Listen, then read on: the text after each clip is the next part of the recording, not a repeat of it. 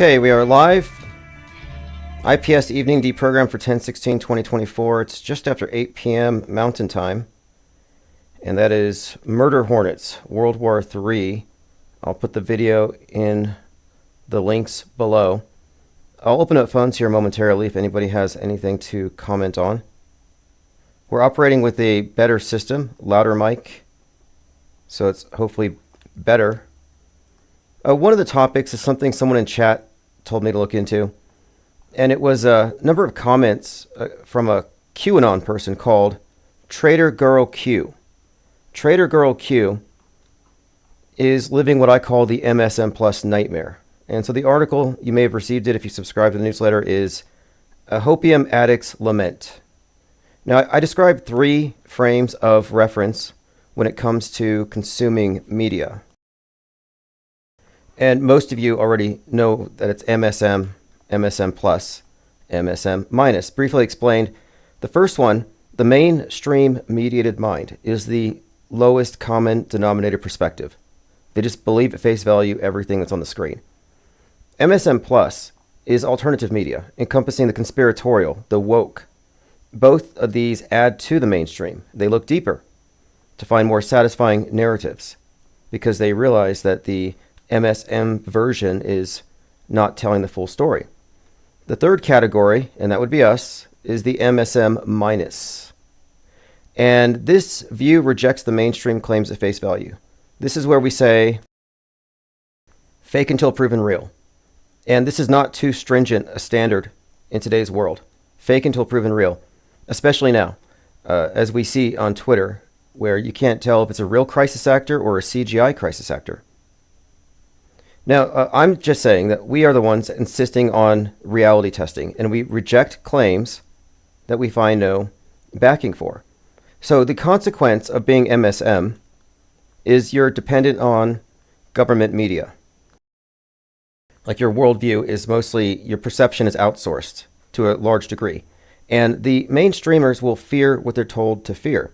They're totally compliant with everything. The MSM minus position, which is what we advocate here, is one that includes a great deal of skepticism about what we're shown, but also brings in an awareness about the use of psychological operations and crisis actors, psyops, hoaxes. Standard operating procedure. This isn't anomalous behavior from the media. It's how they operate.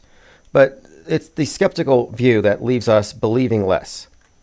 And the skeptic fears less the more they know, which is a better position than what I consider to be the worst place to be on the world stage, and that is MSM+. Truthers live in a parallel nightmare universe.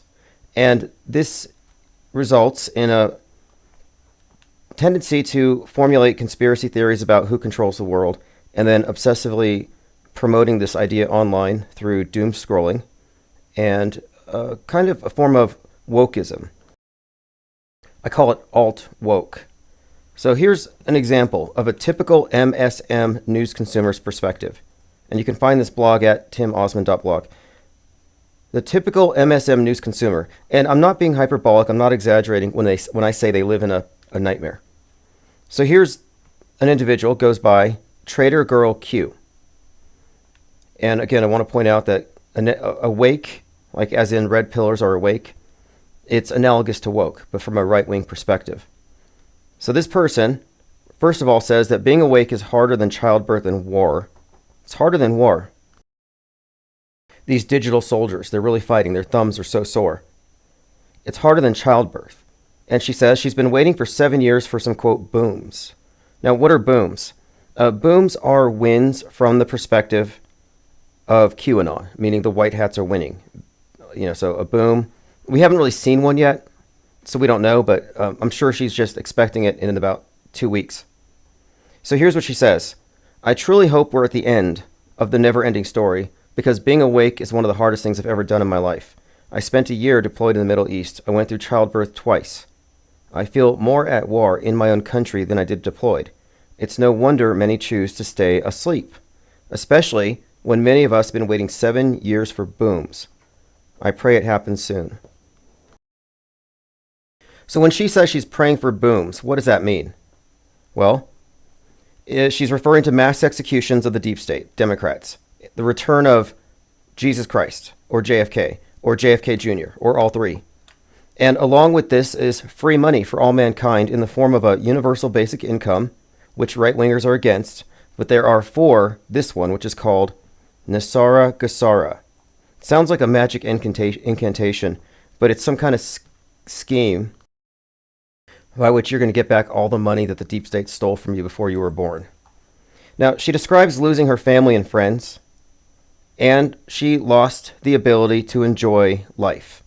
Movies and music have been ruined for her now, because now she knows it's all really just about child sacrifice and adrenochrome. Now, she doesn't mention skyphobia in this particular rant, but I'm certain she fears clouds, and she's convinced that hurricanes are man-made, while she also rejects climate change science. So let's continue here, because she can't even shop anymore. Shopping has been ruined. Trader Girl Q says, the hardest part about waking up has been the rip in relationship with my friends and family. It gets harder when they took away everything I used to enjoy and tainted it. My favorite Halloween movie has been ruined because I see Hocus Pocus is about adrenochrome. I can't watch any movie without pointing out symbolism and conspiracies now. Many musicians and songs have been ruined. I've had to turn my brain off to enjoy music artists. I'll never listen to David Bowie, Elton John, and Lady Gaga again. Her songs come on, and I see her spirit cooking at the parties. So she's deep in the whole Q lore. She's in the Q-universe, so the Q-universe is an alternate universe in and of itself.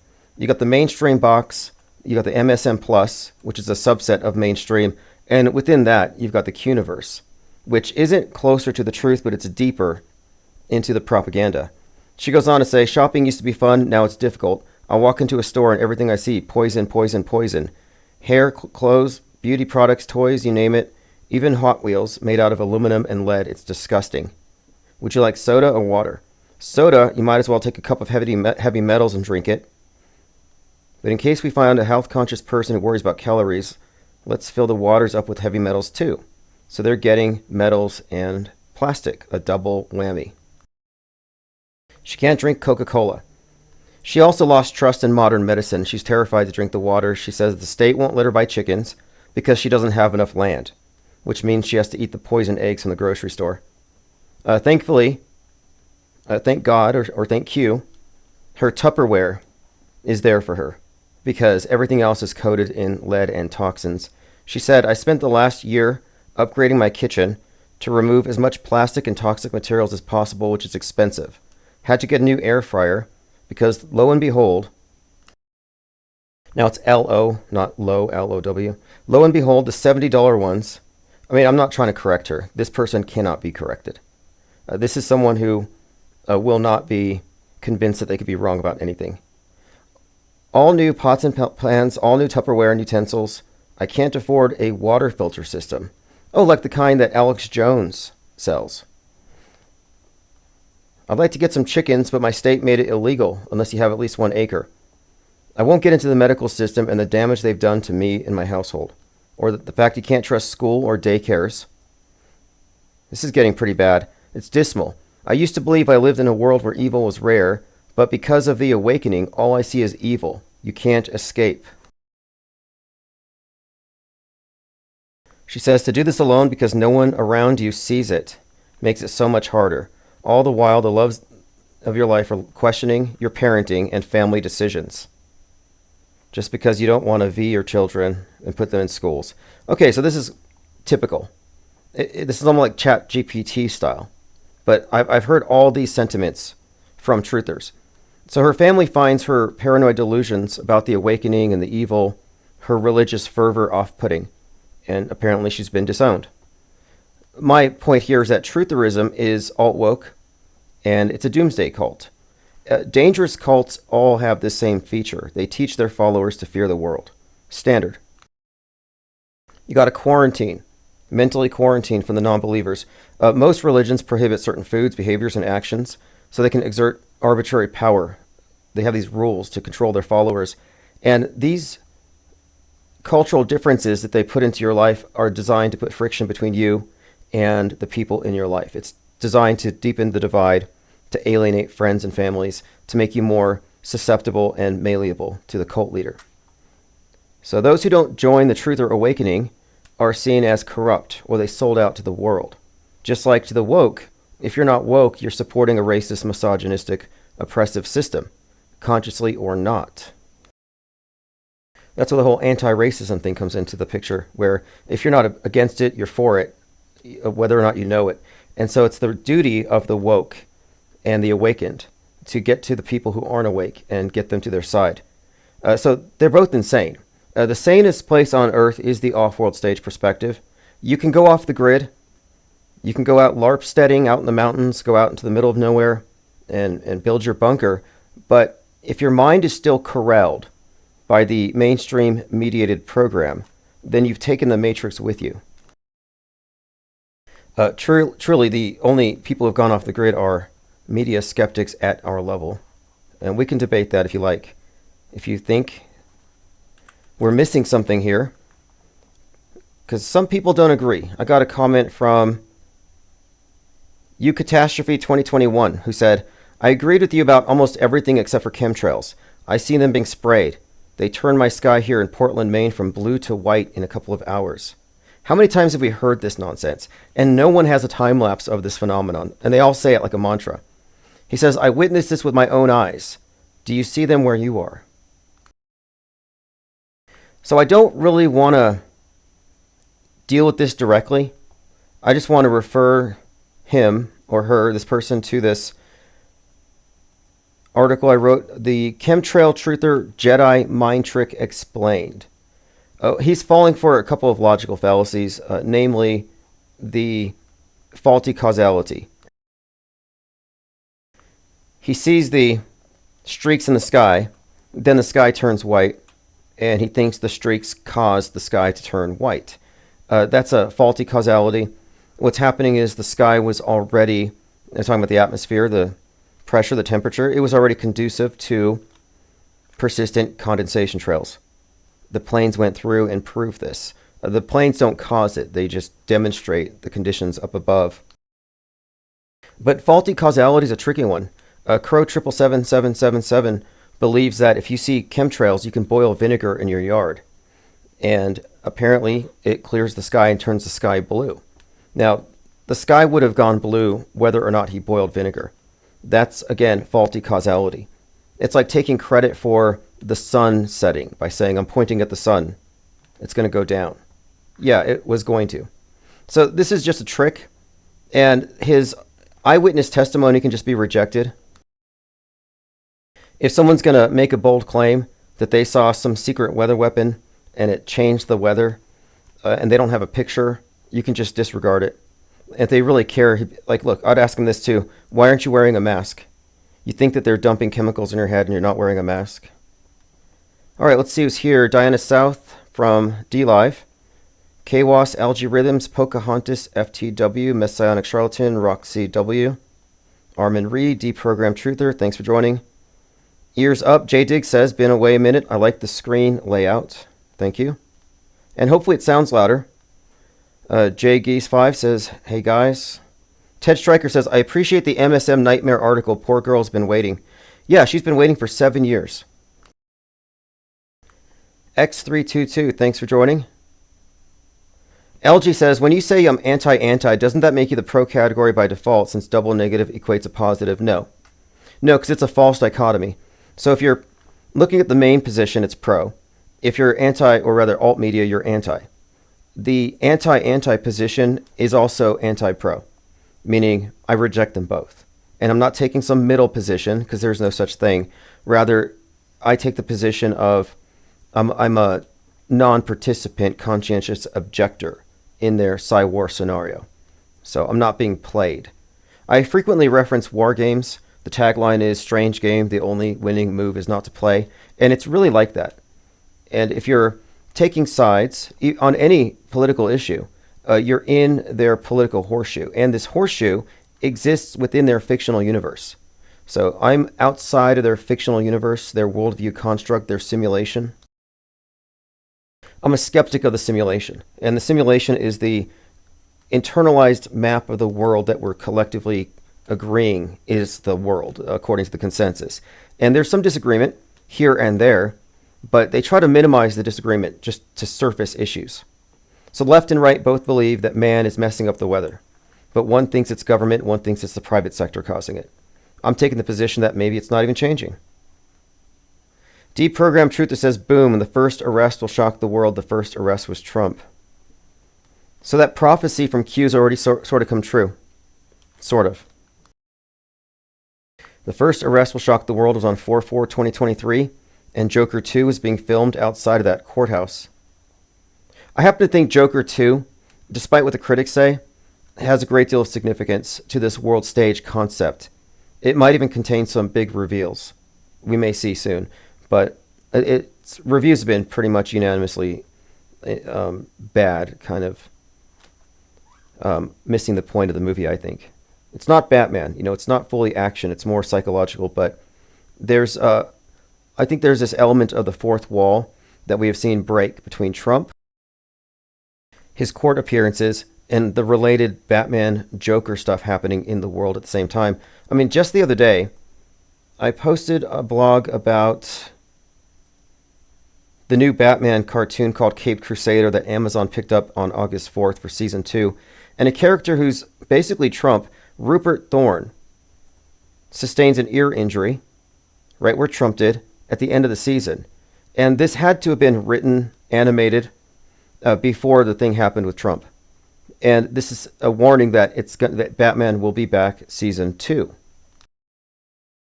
Which makes me think this is foreshadowing for his second term. All right, we were joined by Lean Dion. Thank you for joining. John Francis, Dwayne Abith. Says, good evening all. Mizelle has joined us. Queen Diamond, thank you. And R. Cook. Okay, we are full. Now wait till we get about 75 people before we start going through all the notes. And I try to get all the most important information out in front. Algorithm says, regarding chemicals, I'll suspend judgment because I have no idea. We can't know whether they exist or not. Well, here's the thing, and this is the burden of proof that has now been shifted. There's this thing called the Appleman chart, and this debunks it.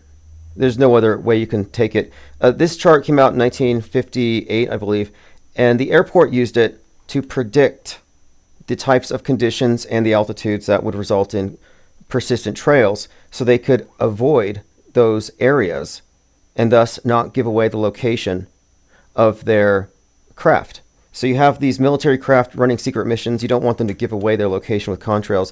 So they have a chart that predicts it. You can predict contrails. You can't, as a chemtrail theorist, you can't provide any kind of prediction. You can't tell me they're going to chemtrail us on Thursday, but they're going to lay off on Sunday. You can't do that. However, you can look at weather. You can look at the Appleman chart, and you can, from this, extrapolate, well, we're likely to have condensation trails during these times. So it's solely a factor of weather and the environment, the atmosphere, the altitude, the temperature. That's it. I think where a lot of chemtrail believers get it wrong is they think that maybe they're not thinking about how cold it is up there. But no, there's no reason to believe in chemtrails. These are just cirrus clouds, anthropogenic cirrus clouds. And I would also push back on the idea that they're ugly. People say the sky used to be blue and the sun was yellow. No, it wasn't. The sky is still blue. And condensation trails are I think they're sort of attractive. Like in the sense of, it's kind of like unintentionally artful. It's like, look, we fly. That's kind of a big deal. We should be proud of that as a species. And the fact that these jets with this hot air results in condensation and persistent trails shouldn't really concern us very much. The climate change people are saying, however, that condensation trails are causing global warming. So if you believe that they're geoengineering us with airplanes, then you're on Team Greta. You got pulled in.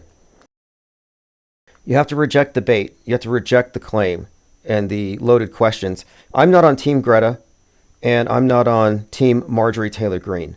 I'm embarrassed of them both. Elephant Tusk says, the latest Penguin episode is brutal to watch. Penguin's a great show. It's one of the best things I've seen in a long time. And it's a great example of deep fakery. and the fact that we're all dupable, because I didn't know that was Colin Farrell.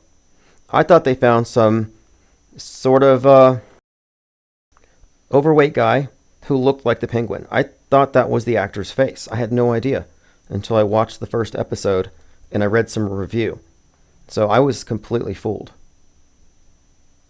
Reverse History said, I watched the whole Batman ear-piercing episode last night. Dent's campaign and buttons are prominently featured in a couple of scenes. Yeah, I'd be interested to hear your thoughts on it if you want to call in.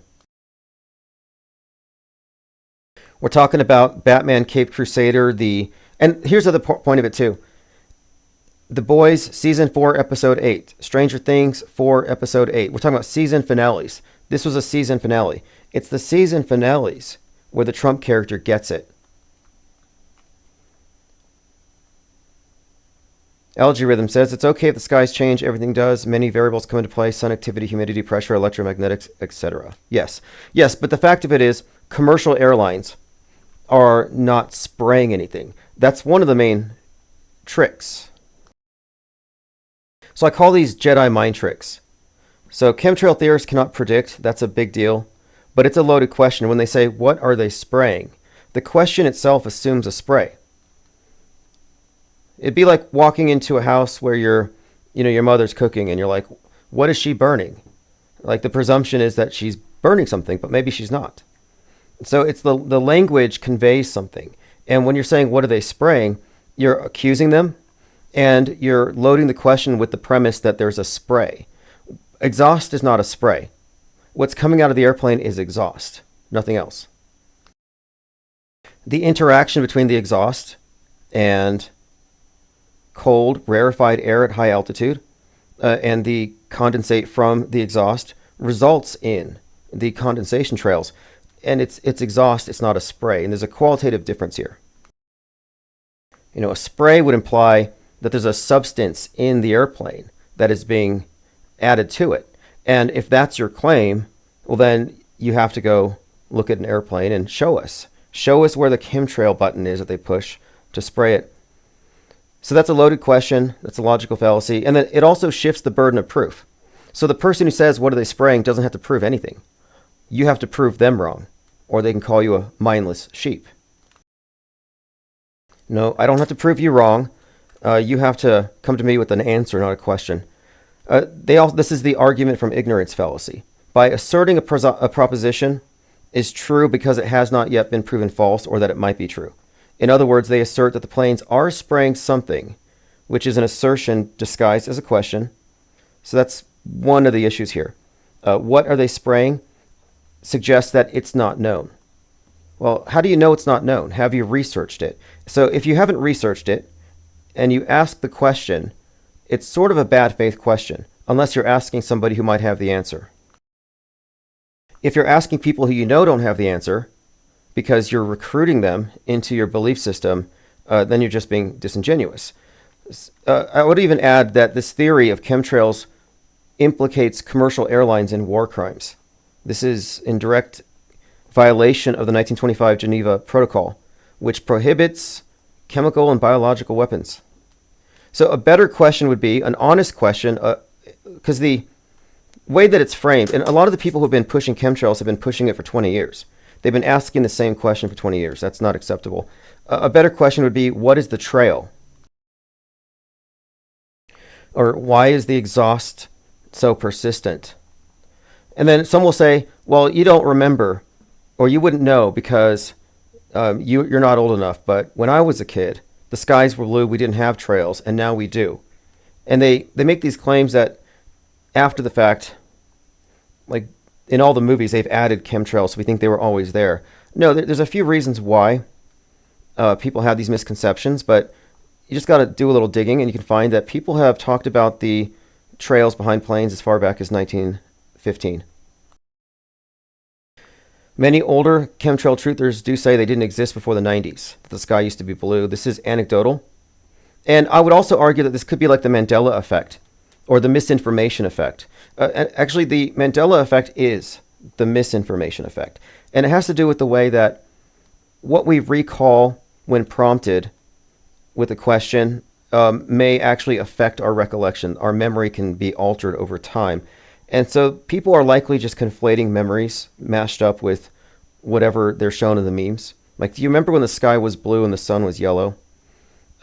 What's your basis for remembering the sky blue and the sun yellow? Well, it's probably crayons. When you were a kid, you were drawing the sun, the smiley face on it. And so you always had this simplified view of what the sun looks like or what the sky looks like. Well, it's not always blue. It just depends. But the idea that the sky is now white or the sun is dimmer or now the sun turned white, this is a common claim. Military jets, they'll say.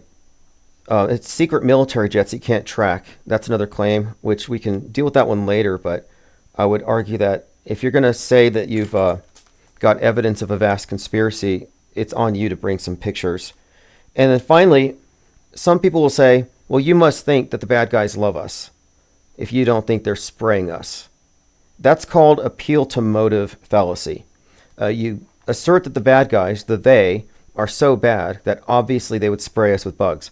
Yeah, that's not an argument in favor of this theory. So these are just a few areas where chemtrail theorists are just wrong about it.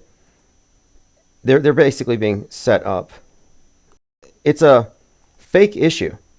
And most of the people who promote it play little mind games where they'll say, well, I'm not talking about the trails behind airplanes. I'm talking about the invisible stratospheric injections that's going to blot out the sun. And they just throw in stuff about patents. And just because something has a patent doesn't mean it exists.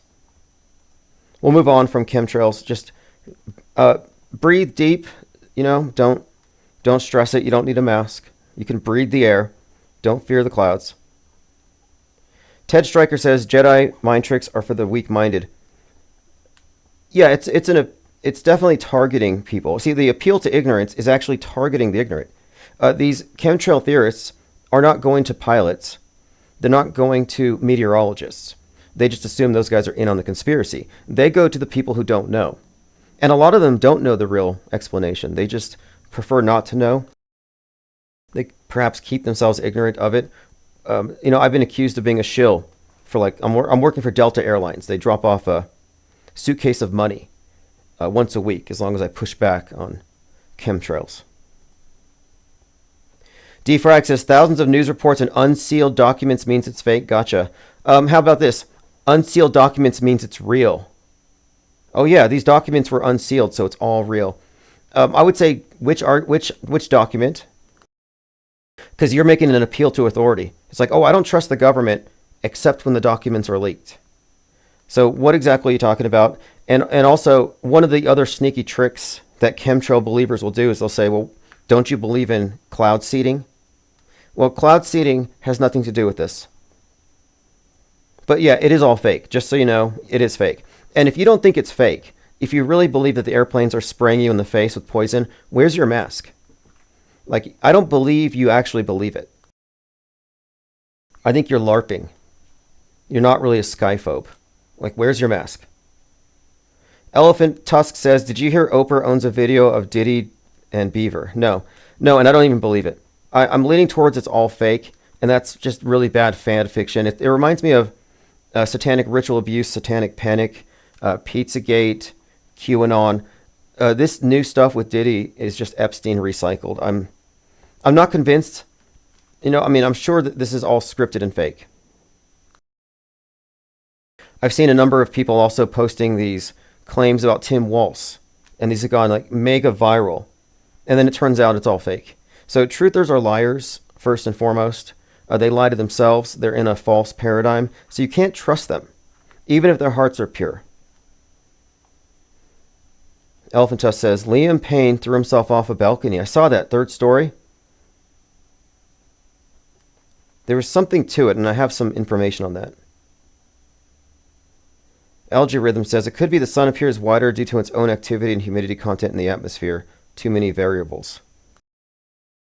Well, what color is the sun?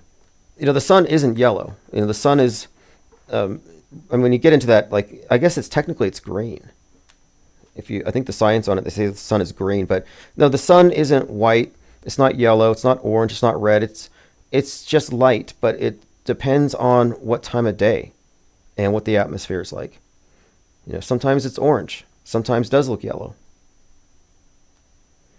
Okay, Water Walking says, Diddy did a number on Oprah. Heard it was Diddy, Rick Ross, and Oprah in the same room. Door locked, security outside patrolling. Interesting. Again, this is all just like SRA. There are all kinds of stories you can find if you listen. There's a book by Kathy O'Brien called Transformation of America, and it's all about how when she was little, she alleges that she was prostituted to every major celebrity, politician, and these stories are rich in detail, but I don't think they're real. Like the one about Sylvester Stallone and his rapey dolphins and all kinds of crazy stuff. Dick Cheney and you don't want to know.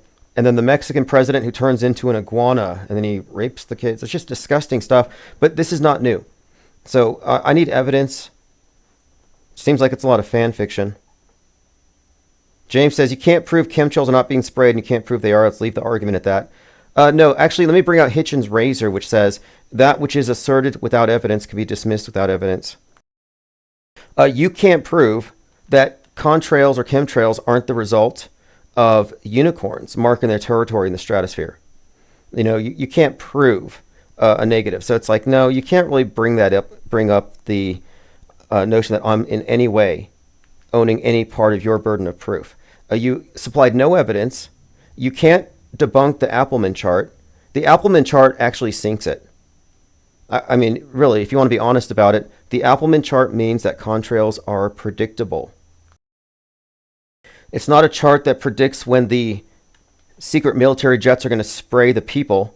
No, the chart predicts the likelihood of persistent trails based on the weather. So no, James M., you have to consult the Appleman chart.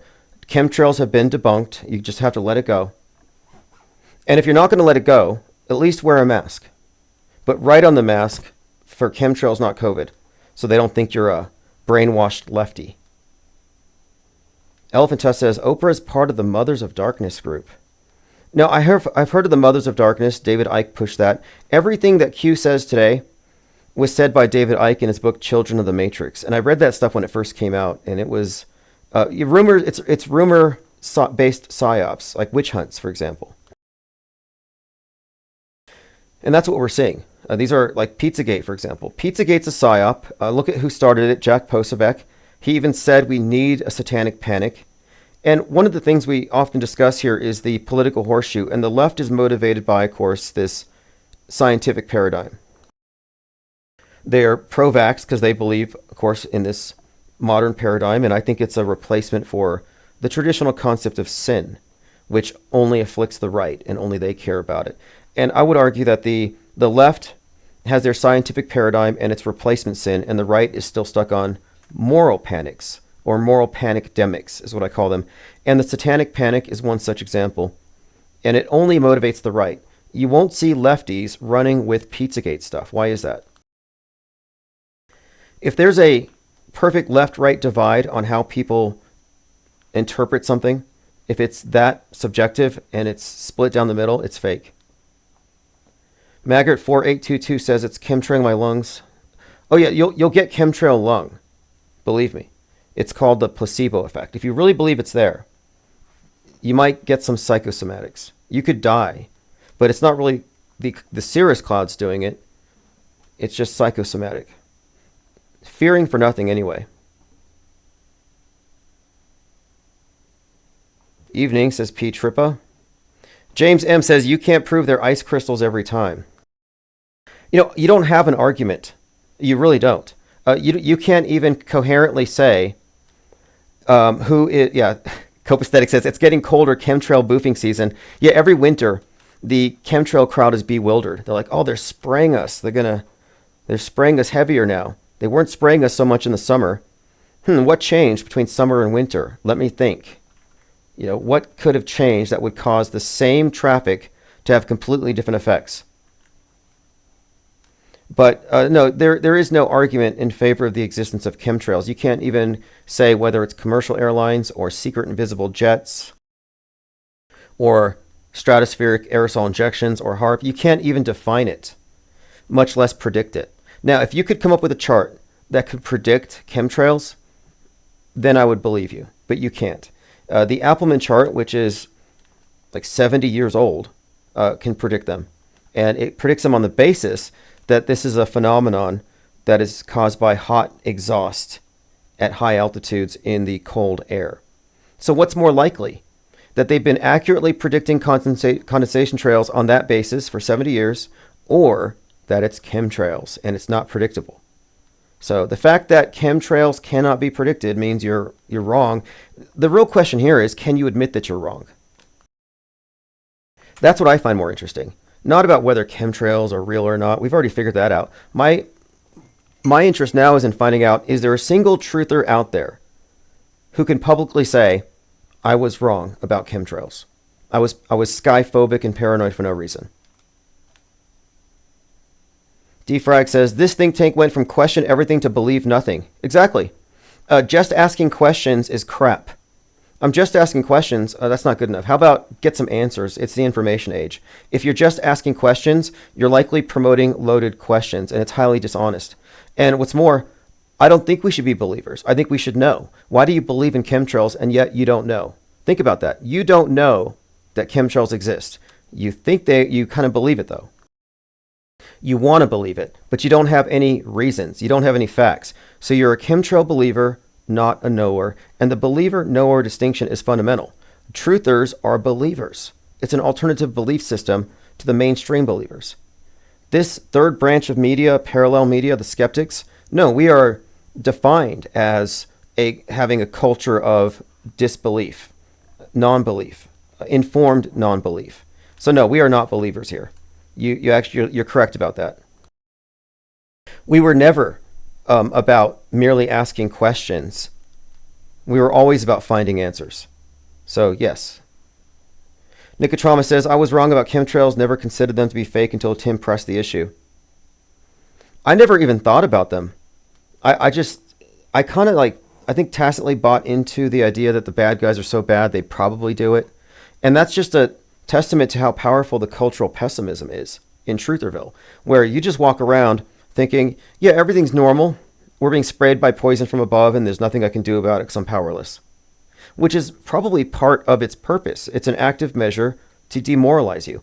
Think about what a coward you are if you've believed in chemtrails for the last 15 years and you have not done one thing to stop it. If you have not called the police or threatened a lawsuit, then you're simply a coward. I mean, do it for your children. I've said this before. If 20 chemtrail believers can get together and agree that they want to sue the airlines, I will get behind a class action lawsuit and we will sue the airlines for destroying Gaia, for poisoning the atmosphere, for poisoning us. We would sue them. And then in the discovery process, we would find the truth. We would shine a light on this issue. I cannot find 20 who will do it.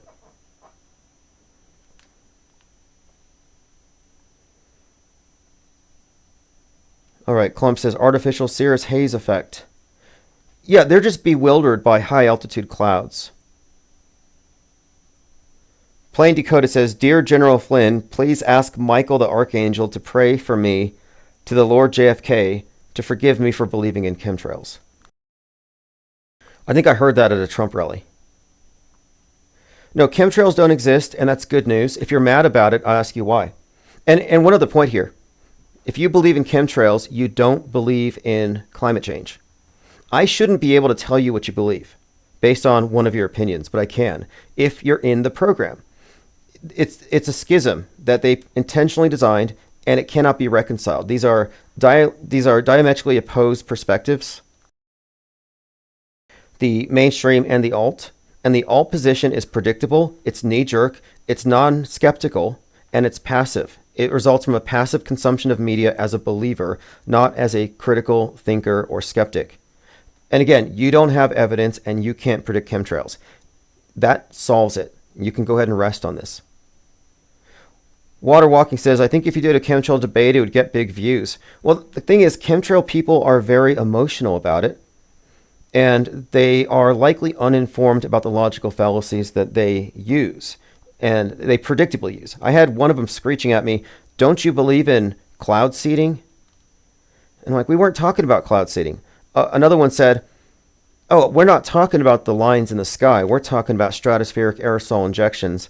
And I'm like, no, 99.9% of your memes are lines in the sky. The problem with it is people have a hard time admitting that they're wrong. And I don't have that problem. I used to believe NASA's missions were all real. I used to believe all the school shootings are real, terror attacks are real. I used to believe the news implicitly. I thought it was worse. So I can admit. Now, Defrag says, out of all the theories about chemtrails, I never heard one where it was commercial airlines causing them, always some secret agency. See, that's one of the bullshit tactics that they use. You're absolutely being foolish here. You're saying you've never heard somebody saying it was commercial airlines, yet every single chemtrail meme shows commercial airlines. Every single one, without fail. They point to the grids. They're like, oh, look, they crisscross. They're dumping poisons on us. No, those are flight paths. I'm not even exaggerating. Every single chemtrail documentary, every chemtrail meme specifically points its fingers at commercial airlines. So how do you come in here saying that you've never heard anybody point the fingers at commercial airlines? That's your sole evidence for chemtrails. It's what the commercial airlines are doing. That's the kind of dishonesty that I expect from the chemtrail believers. And if you have to use dishonesty to advance your opinion, then I would ask, are you being paid to do this? If not, you should go apply for a job with the government, with the PSYOP entertainment complex. Scroll Craigslist for crisis actor ads. Go work at FEMA, DHS. I mean, if you're willing to make up stuff on the spot and bend the truth to maintain something like this, well, you might be a good fit. I really don't understand that perspective that you can just categorically say, no, nobody's ever blamed commercial airlines. That is the sole culprit and has been. But you're not the first one to do this. I've had a lot of people say this. They'll say, nobody's talking about this. It's secret jets. Well, show me your secret jet. And these secret jets all follow conventional airplanes and their flight paths? No. I think we can stick to the Appleman chart. Chemtrail theory was pre-debunked 70 years ago. You can let it go. Although you're free to express your opinions here, but I just find it to be... Here's one more point. There are chemtrails over Trutherville. That's this article here. Toxic skies over Trutherville. If you believe in invisible cloud seeding, poison spraying airplanes that only you can see, you might be a victim of the chemtrail psyop. Chemtrail belief is an alternative to climate change. So I've been saying for a long time that climate change is a religious belief, not a scientific fact. I'm at the point now where chemtrail believers are in the same category. It's the alternative view that keeps the narrative alive that man is exacerbating climate chaos by his actions. The difference is left-wingers believe in climate change and they blame the private sector and the right. Right-wingers believe that it's caused by the secret government because they're anti-government and that it's geoengineering. And that's why you said secret project. So again, of all the hills to die on, like what is the win here? What do you gain from defending something so ridiculous as chemtrail theory? This is like low-level truther bait. And one of the things I think it does is it acts as a kind of a hook.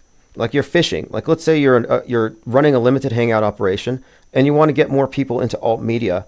Yeah, you want to throw out something that appeals to the ignorant and gets them on pure suspicion and the appeal to motive, the belief in a they, to join you. So it's kind of a big tent conspiracy theory. And if you accept the premise that they are spraying us, everything else is easy to accept. And then two, looking at the lines in the sky gives you evidence. It's the only evidence that you're being oppressed by the Illuminati. You have no other evidence that you can provide that you're being oppressed except for these clouds. So it's even more visible than climate change.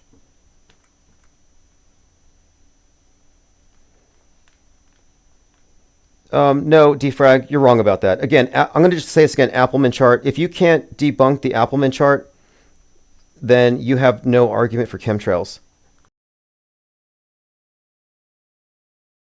Defrag says, for the record, I don't believe in chemtrails. I find it weird. I followed this channel for almost 10 years. and I've heard the takes change. I've never believed in chemtrails, and 10 years ago I was working for Walmart, and I was writing ebooks, ghostwriting, and doing art on eBay. This channel didn't exist 10 years ago. It's interesting how people have this distorted sense of time. It was kind of funny. There was this kind of a fight to see who's the first one to figure out the Earth was flat, and it was like 2015, Eric Dubay, and then someone else would come along. Well, I was talking about it in 2014, and then everyone starts nudging their dates back further and further. But anyway, no, it was not 20. It was not 10 years ago, and I have never believed in chemtrails. I've never said that there was. I've never advocated for chemtrail belief. I always thought it was just sort of one of these things that I guess I sort of just never thought it was all that important. I never saw evidence for it. It never made sense. I always thought, if it were true, wouldn't they poison themselves as well? Yeah, 2017. So no, it would be 7 years ago, tops. But no, I've never been a chemtrail believer. If you're a chemtrail believer and not a chemtrail knower, then the burden of proof is on you. Why haven't you gone further? Why haven't you investigated it? Tim Pool said, when I worked at American Airlines, we had huge hoses for pumping chemicals into jets. I personally pumped hydroxylic acid into jets on several occasions, and we all knew exactly what we were doing. The trails that cat turd sees are hydroxylic acid vapors coming out of the back of jets. So here, there's a skyphobic right-winger, goes by the name Cat Turd, and he put out this tweet describing chemtrails and how scary it is. And it's a picture of lines in the sky created by commercial airlines. So here's Tim Pool, who says that he personally pumped hydroxylic acid into the jets. Well, it turns out, here's what he said, because he was on vacation. So Cat Turd said, last week I got out in daylight to walk my dogs around the ranch, and I was thinking to myself, what a clear blue sky. Then I saw airplanes everywhere crisscrossing. Then I watched chemtrails in real time. The sky got overcast and it turned fake, milky, and murky. This is not a conspiracy theory. This actually happened. This is real. So he posted this to his 2.4 million followers. And here's the scary clouds. These very scary cirrus clouds. And again, these aren't secret jets. These are commercial airlines.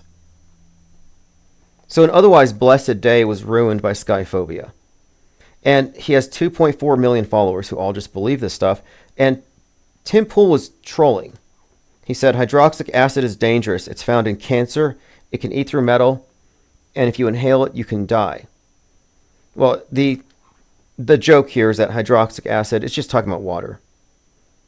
So my question, though, is why is Tim Pool questioning one of the biggest psyops that's directed at corralling truthers into Trutherville?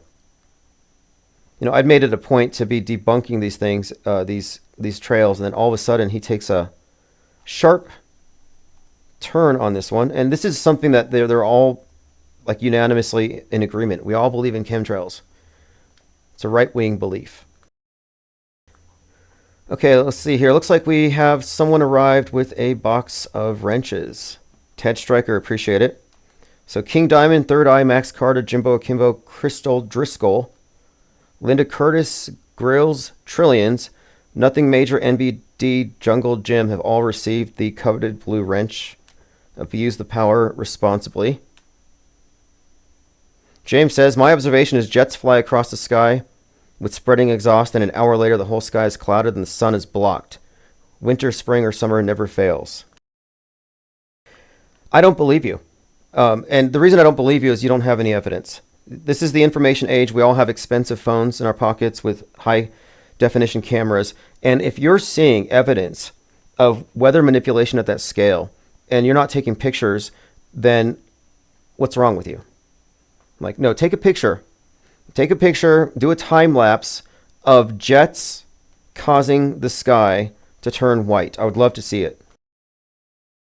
I've been putting this out there for some time. It's like, yeah, take a video of the space station, please, and then send it to me. I'll take a look. Record your chemtrail theory and I'll take a look. But nobody can do it. And what's it going to take for one of these chemtrail believers to provide evidence? It's all hearsay. And you all sound like you're reading from the same script.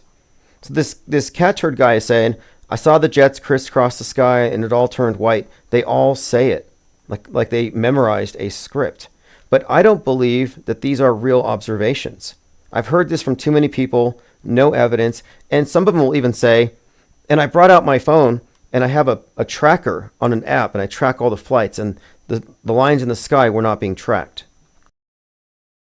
So you're tracking or you're observing untracked airplanes dumping poisons on America, and you're not calling the army. You're not calling the National Guard. You're not calling the police. I mean, come on. Yeah, show me video of your chemtrails, and then we'll discuss it. Because what I would want to do is I'll look at the time, the date, and then I'll consult the Appleman chart. I'll consult your local newspapers and see, okay, what was the weather like on this date? And then we can ask, what's more likely? That these are chemicals that are really harmful, but not so harmful that you wear a mask, or that it's just jet exhaust.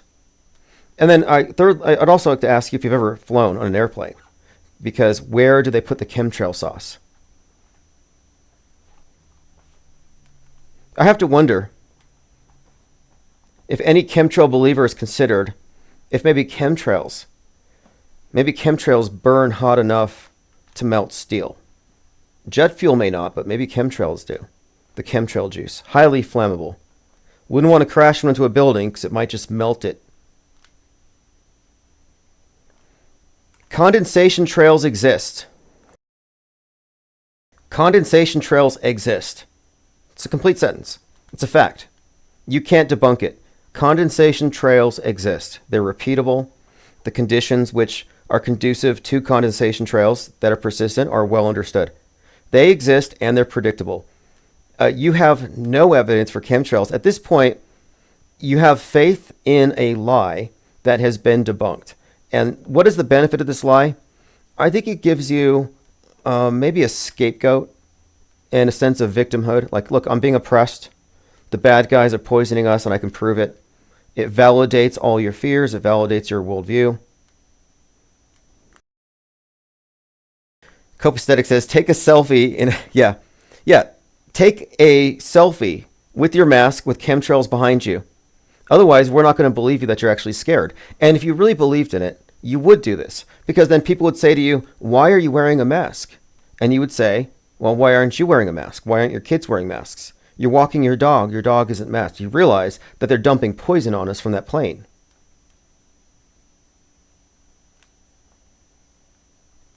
Armin Ree says, is this a chat raid? I think it's just an old wound. I think a lot of chemtrail believers are mad because they have to admit at some point that they're wrong. They're going to have to. Or they're going to have to double down on belief. And one thing that James M. and Defrag cannot say is they cannot say, I know chemtrails exist. It's just speculation. They're confused. They don't have any certainty. But I have certainty that condensation trails exist. And the certainty and predictability of those eliminates their hypothetical situation. Which makes no sense anyway. Besides, it's as bad as Gretaism. You're on team Marjorie Taylor Greene.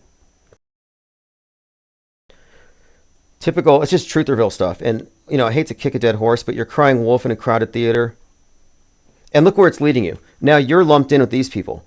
FEMA is not blockading people. The agency wrote on its website, FEMA does not control traffic or conduct traffic stops. This is a dangerous, harmful rumor.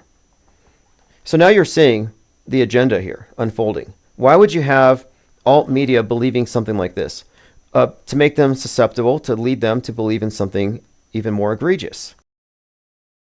Now chemtrail believers can be lumped in as some kind of threat to the state because now a bunch of chemtrail believers are threatening meteorologists because they believe that the hurricane was caused by chemtrails. I think this is all a setup. Immortal L says, still waiting for proof of chemtrails. I'm still waiting. Look, there's some people who can never... You think about it, you spent 10, 15, 20 years making money off of it. There's no way you can back up.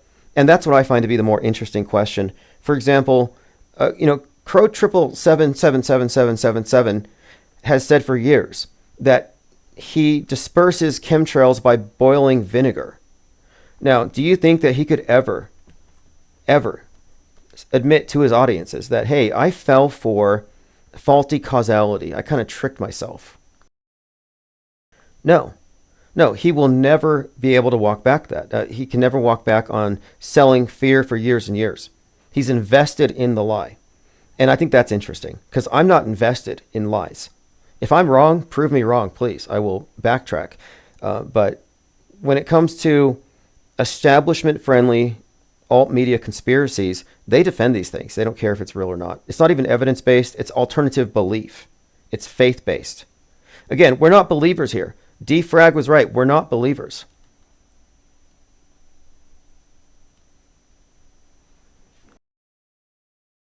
Okay, let's move on. It's an old conspiracy theory, and it's been long since debunked, and it's become a joke. It was a joke back when Ron Paul's followers used to spray vinegar at the clouds. That was a thing. They used to spray vinegar at the skies, believing that it somehow dispersed chemtrails. So it's not new. Okay, let's go through my notes here finally. Thanks again for joining. It's 10/16/2024. This is the Ips Evening Deprogram.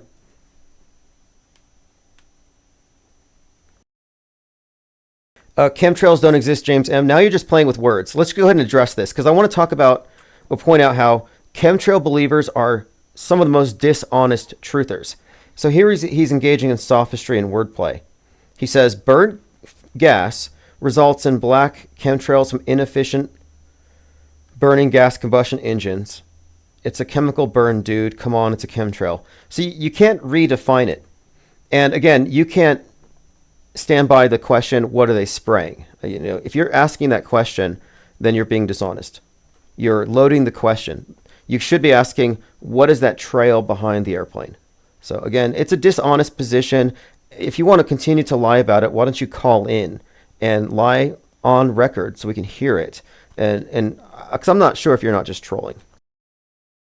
So if you're a chemtrail believer at this stage, in just sheer denialism, call in 505-510-4226.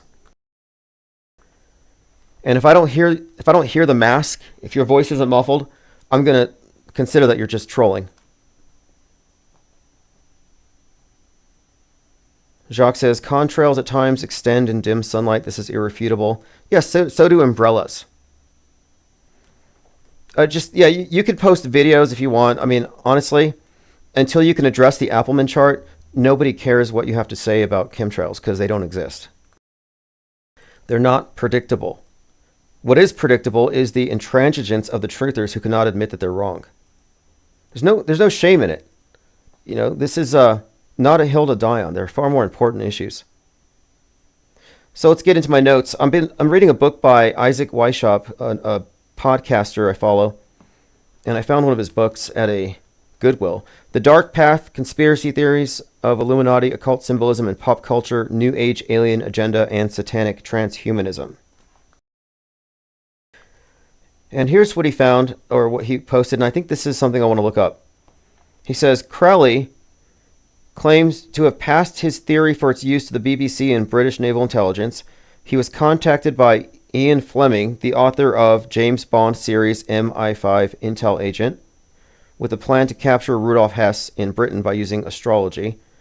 The meeting was immortalized when Fleming used Crowley's likeness to create the villain of the first Bond movie, Casino Royale, shortly after Crowley's death. So what stands out here to me is, I didn't know, I haven't seen this, but I want to look it up. Casino Royale has a character, Les Chiffre, who is based on Crowley. Ian Fleming, James Bond, that's interesting in and of itself because 007, the original 007 was John Dee, a predecessor to Crowley, and Crowley's ritual magic is derived from a lot of John Dee's work. But I have not seen this movie, so I'm going to look that up and check and see if the likeness is accurate and obvious. This event everything is fake until proven real. I thought this was real. It looks real, but I also thought that the penguin was like the guy's real face, but it's Colin Farrell in a mask. There's a video circulating of Sydney Wilson. Anybody care to guess her age? Sydney Wilson was shot and killed, and the video was released. BLM activists are saying she was shot and killed over her skin color. But if you watch the footage, and the numbers are interesting, the 6'6" Sydney comes out of her apartment slashing the cop. It says here, according to the police department, he did the things that we train him to do. And they released the graphic footage, and I watched it. First-person shooter. It looked like Doom. But yes, if you ears up, you're correct. She was 33. 33-year-old. What's more, her apartment number was 322. This has serious ritual significance, according to Mr. Accountability. So yeah, I would agree with this. 322, 33, 66, a lot of important numbers. I'm not going to play the footage, even though it's likely fake.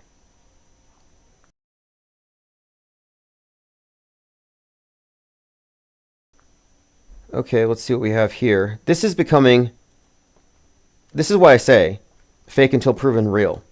And this needs to be the operating system, or disbelieve by default, as Minds.com put it. Disbelieve by default. We're looking at, I have a series here, a thread of deepfakes that are so realistic as to be undetectable. And this is new when it comes to digital deepfakes, but we have to keep in mind that they were creating deepfakes with hyper-realistic face masks and basic spycraft in disguise long before. But I just have a number of videos here. For example, this one. This is not the person. This is a completely generated video clip based on her likeness and voice. This is a completely fake video of me. The AI used 30 seconds of me talking to a webcam, 30 seconds of my voice, and now I have an avatar that I can make say anything. Don't trust your own eyes. Don't trust your own eyes.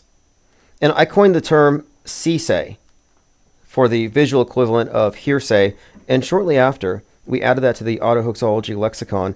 The Department of Homeland Security stole it from us. And every September they have CSAY Day, where if you see something suspicious, call the DHS.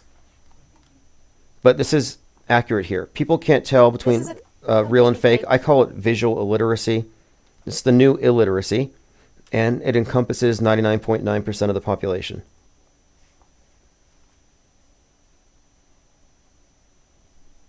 Okay, let's see here. James M says, I'm not trolling. Where do I send videos? You can go to my Gilded, go to ips.monster. I'll take you there. Go to ips.monster. Go into the Discord or Gilded. You see the links here. I'll just put the links in the chat. And then post your evidence of, quote, chemtrails. So we can laugh at it later. Just kidding. So we can consider the evidence impartially. Because maybe I'm wrong. And maybe your video will convince me that chemtrails are real. And then I'll start wearing a mask. I'm just wondering why you're so married to the issue that you only half-ass care about. Because if you really cared about it, you would be warning your family and friends. You'd be protesting at airports. Take an example from the environmentalists, like Extinction. What was it called? It was some kind of organization. I think it was called... It was a bunch of climate people, and they believed that we're about to go extinct. And so they would go play dead in public. And they'd block roads. They'd throw tomato sauce on paintings, glue themselves to airplanes. The environmentalists have really led the way when it comes to defending the planet from man screwing up the weather.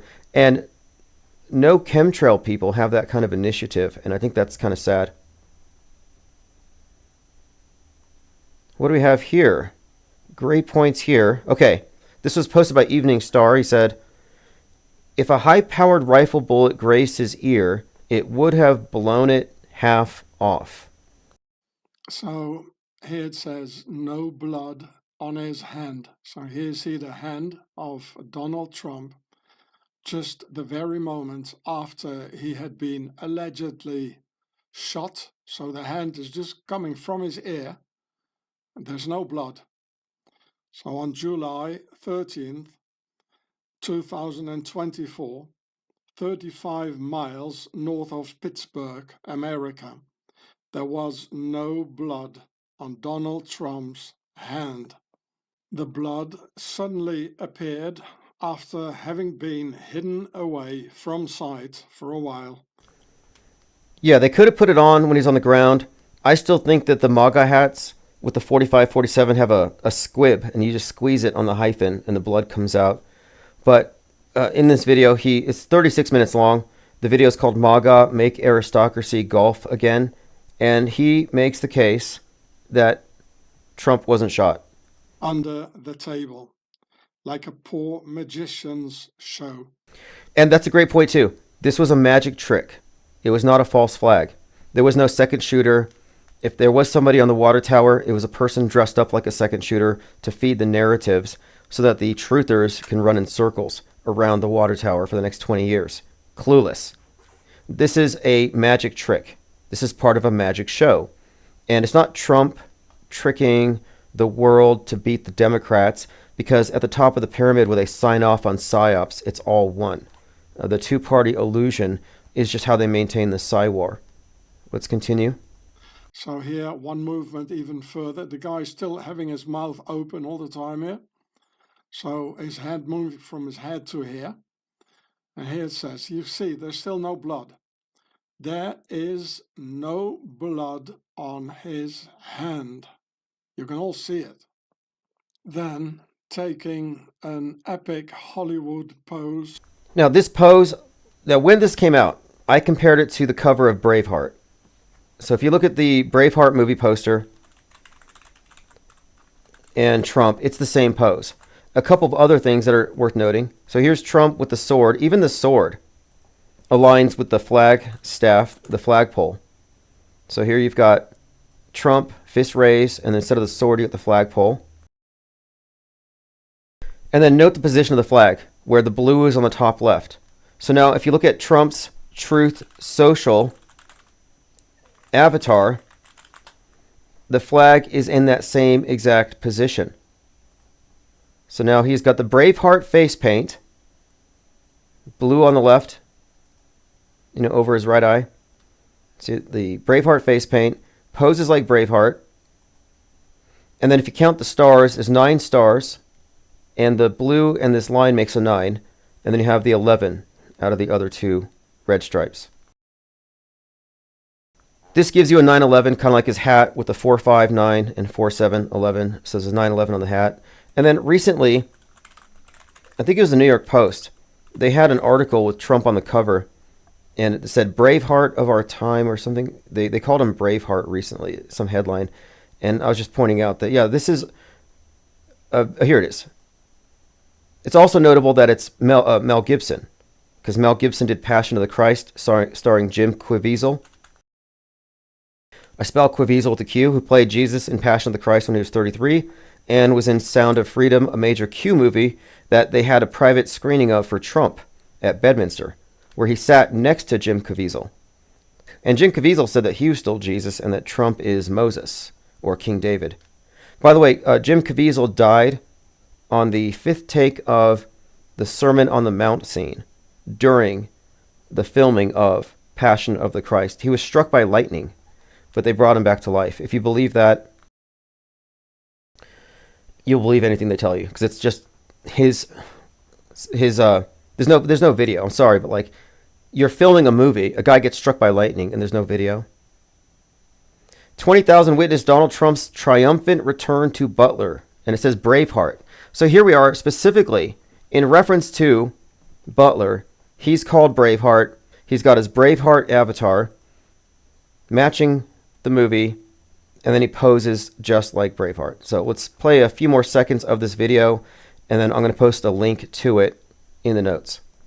With the US flag, of course, and obviously beforehand knowing that there never have been multiple shooters, and so did the agents. And here it says the theatrical inconsistency of an all-revealing unprofessionalism. And look at his hand. First of all, there's only 3 fingers here instead of 4, and there's still no blood on his hand. Now, Okay, now there's a lot more we can go into. This is 36 minutes. This is probably a great watch. I'm looking forward to seeing the entire thing. But I wanted to get to the part where he talks about the ear thing. And by the way, they didn't even bother to put a scar on there, which is ridiculous. Okay, here we go. This is where it talks about what a 223 caliber would do. This is the part I wanted to get to. the diameter of the bullet, like the caliber 223 in this case, and this is the temporary cavity, because of the enormous high speed, it blows up here and there's a pressure wave. So this is why, if you see the injuries of President Kennedy, JFK, the back of his head is gone. You got the bullet in front, and there are pictures of it. This looks really good from a technical perspective, but we have other angles to address this and definitively say it was a magic trick. I think it's also fascinating that this part here, the photographer who photographed the bullet whizzing by his ear, is the same guy that photographed George Bush on 9/11 when they were whispering into his ear that 9/11 just happened. And he's also the guy that took the picture of Elon Musk jumping behind Trump the other day. Lower than where his ear is. So here you see the bullet, the alleged bullet flying. But you see, this picture has been shot from below. If this person, the journalist. Let's go through the comments. I want to go through the comments. Lean Dion says, Trump brought up and talked about Braveheart on the recent Flagrant podcast with comedian Andrew Schultz, and he's doing Rogan next.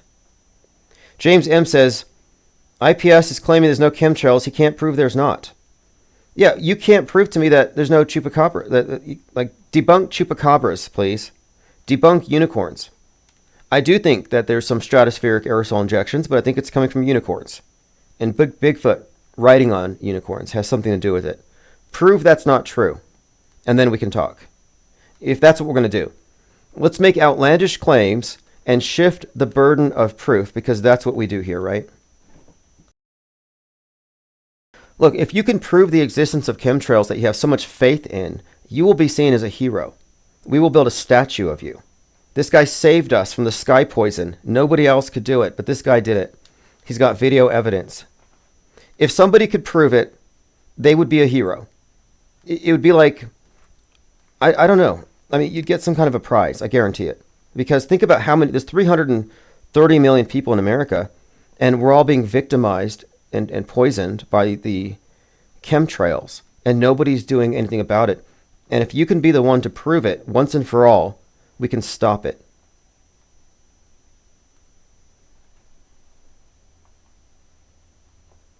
Okay, moving on. Want to read some comments. The Carinator says, even before all the breakdowns came out, when I heard about Trump's assassination attempt, I knew it was a psyop. All the world's a stage. Smart. Someone said touch grass.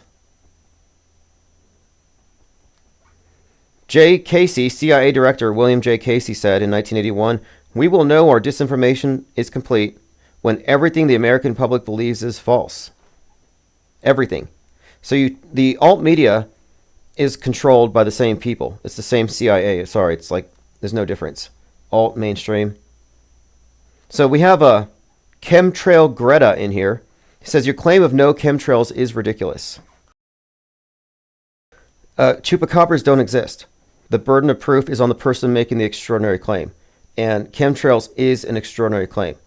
I mean, I don't know how else we can help you, James M. We accept your faith that you are a believer that you're being poisoned by the sky. But you don't think the poison's so bad that you should wear a mask. Nor do you think it's such a matter of concern that you should call the cops. You're like slightly not even caring about it very much. If your neighbor decided to throw his dog waste in your yard, you would call the cops. You would knock on his door. But for 20 years or 30 years, you've been aware that airplanes are spraying poison in your face, and you haven't lifted a finger. So I'm just kind of curious, what's in the chemtrails? Is it some kind of apathy drug? Yeah, you inhale enough chemtrails, and you're unable to take any meaningful action.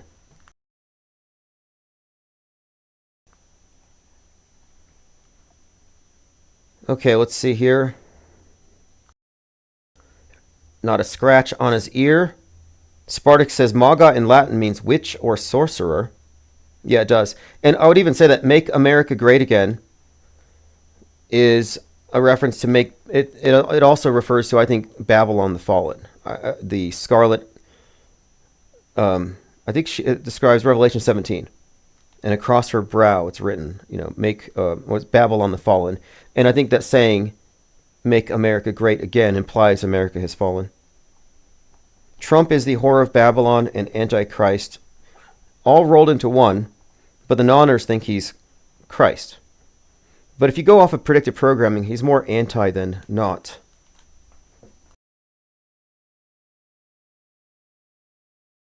Lane Dion said he also laughed about the assassination attempt, saying it's kind of funny, then he had to quickly pull back because of Corey and the two injured on the same podcast. Yeah, I love how he said that Corey Comprator, the fireman who was killed, had the best seat in the house. He's like, yeah, I think God protected me. It's like, okay, well, so God protected you, but not that guy?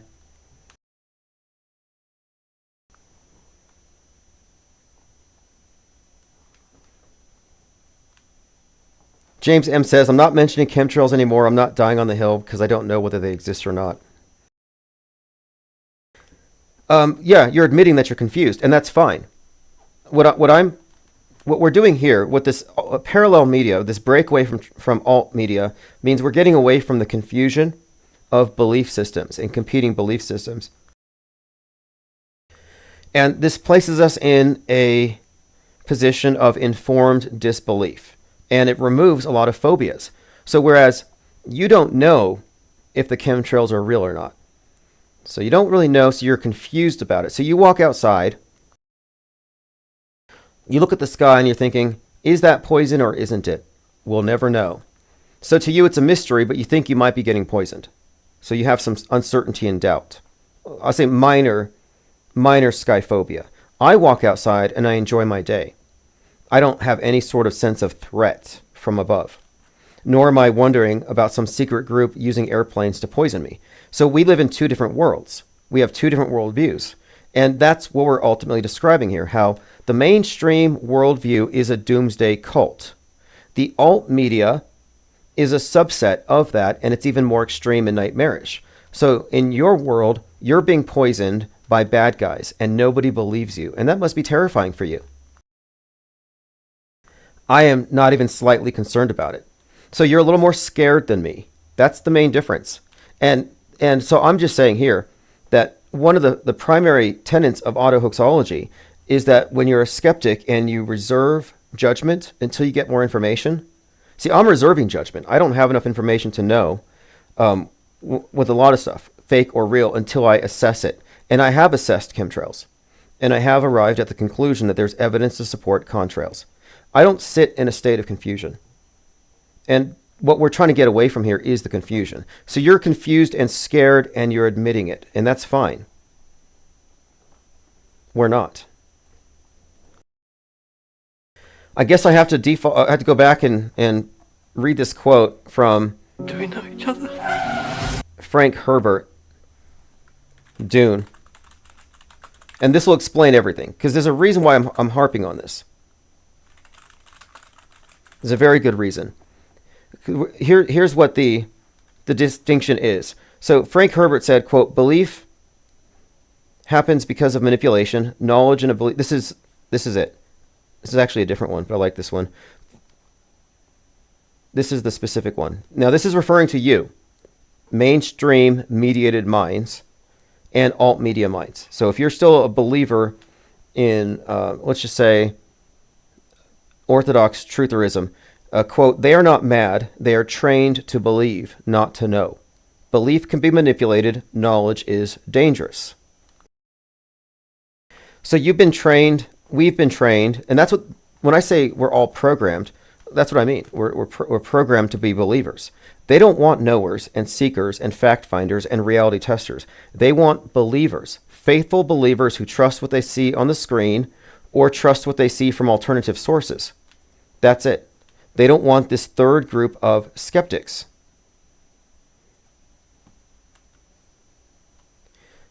And so you're trying to use rhetoric to make the case for this threat that you can't prove exists. You're rejecting evidence. You say you're not a believer, I don't know. No, and you're also you're equivocating. So why do you have to be equivocating? Why do you have to advance logical fallacies? Why do you have to lie in order to promote something that you can't even say definitively that you believe?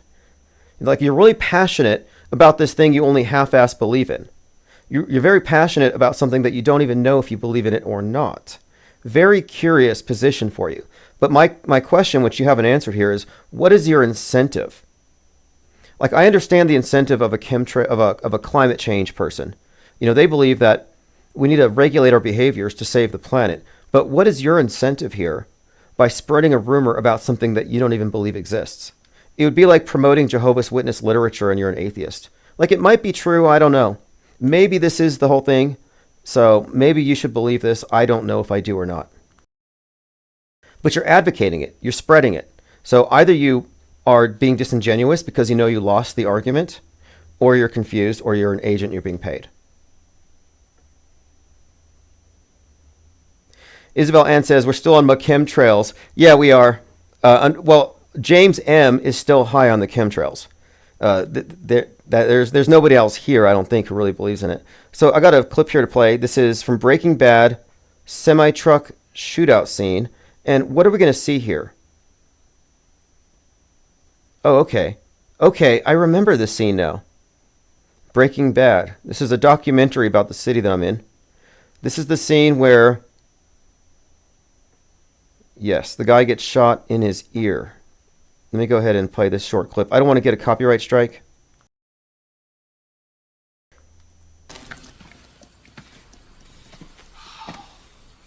Okay, so he's in a shootout. He's sitting in the truck, and now I think he's lifting his hat up, and he has, oh, would you look at that? A little bit of blood. Looks like they shot his ear right where Trump got shot. Right where Rupert Thorne in Batman got his ear clipped. Right where Tony Soprano got shot. And right where the devil in that one cartoon got shot, the guy at the podium. What was that TV show called?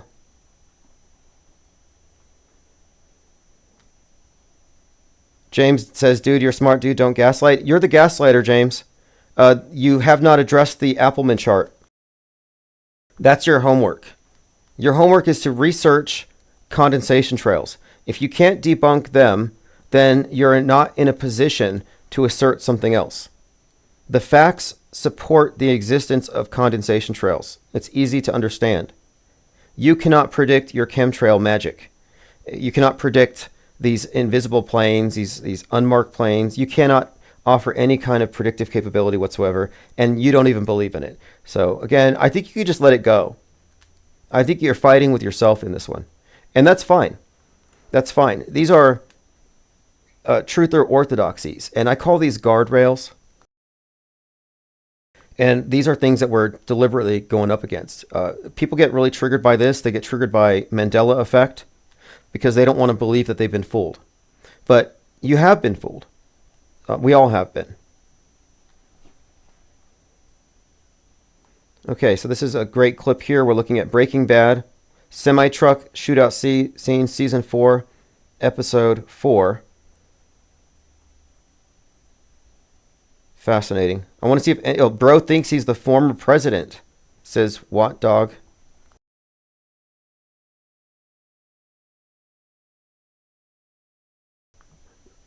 It's even in the same ear. So people noticed this 3 months ago. So 3 days after the shooting, people remembered this. Okay, here's what they were saying before it happened. Remember the plan. Aim high. chances are whoever is in there will be center. The odds of them getting hit on deck is minimal. Okay, fascinating. A lot of people are here because of the Donald Trump shooting. Donald Trump's ear, 7/13/2024, about an hour before I made this comment. Some people went straight over here. Cybrick says the show did some great foreshadowing. This is the type of thing where you could look at it as a predictive programming clue, and the director wouldn't have to know. They would just say, work this into the plot. We need this imagery. We need this. We're building up this particular body of memes, creating a memeplex, a mind virus. Right on the lobe, says Pippi Langstruff. Yep, right on the earlobe. Right where Trump got it, right on the lobe. Again, I would have more respect for Trump as a crisis actor if he had his ear surgically clipped. Like, that would have been cool. Great find. Again, Tony Soprano, Season 1, Episode 12, and that one goes deep. Let's look at that one really fast here. The reason why this one goes deep is that he was drinking orange juice. Season 1, season finale, Episode 12. He's drinking orange juice. It's a failed assassination attempt. And here's Tony with the bandage on his ear.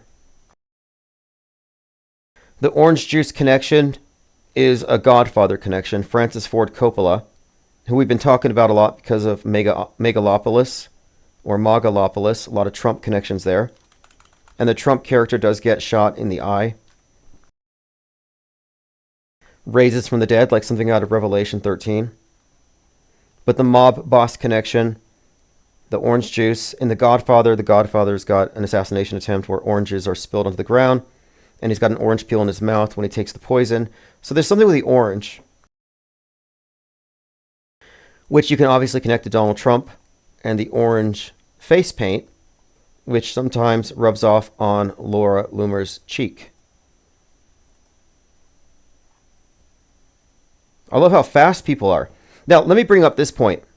The fact that minutes after Trump was shot, people were running to Breaking Bad, Season 4, Episode 4, tells you how potent the programming is. This shows you how all the programming, even a little clip like this, sticks in your head, and they can recall it later. Like a callback joke, where a comedian calls back or references a joke from earlier, building on it. Yeah, this is foreshadowing.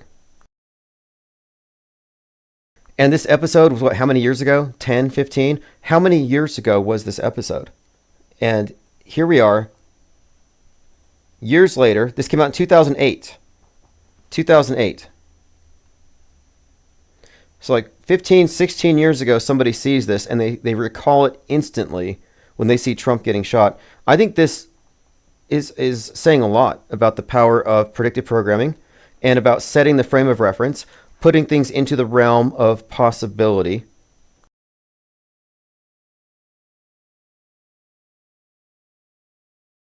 Isabel Ann says, Trump was right about everything was on the screen at the Pennsylvania Town Hall dance party. I heard they played some Elvis at the Donald Trump dance party. Very bizarre and surreal, if you saw that video. I mean, maybe it's not that weird, but he quit taking questions and they just played music for about 20 minutes. And he stood there kind of just swaying. And the teleprompter said, ask a few more questions, and he ignored it. They were just vibing. They even played the song by Oliver Alexander, the song about the rich men from Richmond. Yeah, if somebody posts a link, I'll play it. I'll likely play a few clips. I have to go through my links here. Okay, yeah, here we go. Let me play a clip here.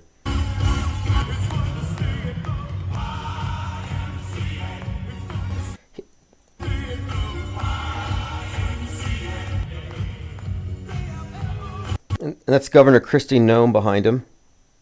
They're all having a great time. Some people think it's Adderall.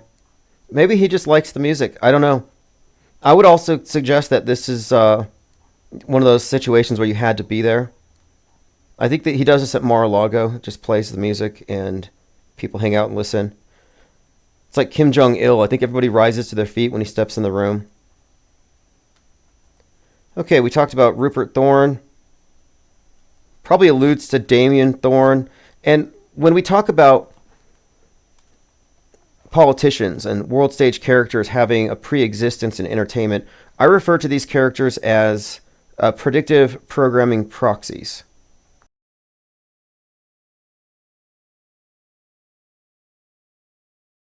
Lean Dion says, apparently there was medical emergencies in the crowd, so he paused speaking. Yeah, I think they had 2 emergencies, and he just said, screw it, and just went into the music.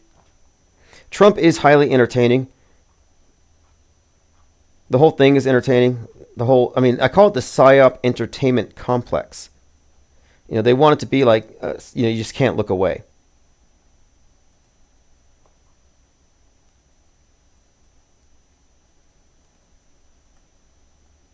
Okay, continuing through the notes. Okay, I'm going to go ahead and play a short clip of what I think the fake stabby scene with the 33-year-old. Since 2021, I've been saying, we need to just go ahead and quarantine the 33-year-olds. You know what would not have happened? A Q shaman wouldn't have led the charge into the Capitol. He was 33. Martin Luther was 33. The Protestantism wouldn't have started. Charles Manson is 33 when he started his cult. Jesus was 33 when they got him.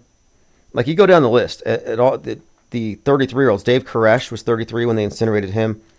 And there's so many of them where it's just like, you know what? That's a very problematic age. And if we just put everyone away at that particular time. Let me play this short clip.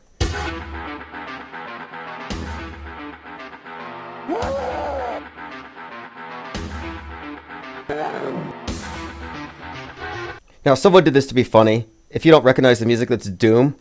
But it looks exactly like a Doom first-person shooter. And it might as well be. Like, this is the point we're at, where you can't tell if it's real or fake. It's like the desert of the designated real. And you just have to hope that the authorities designated the right thing as real, that they're not duping you. But, yes, this video looked super fake. 33 years old, room 322, 6'6". Something here isn't making sense to me. Jacques says the least realistic part is the police body cam footage. On the floor, eyes closed and bleeding. Yeah, I thought it looked kind of fake.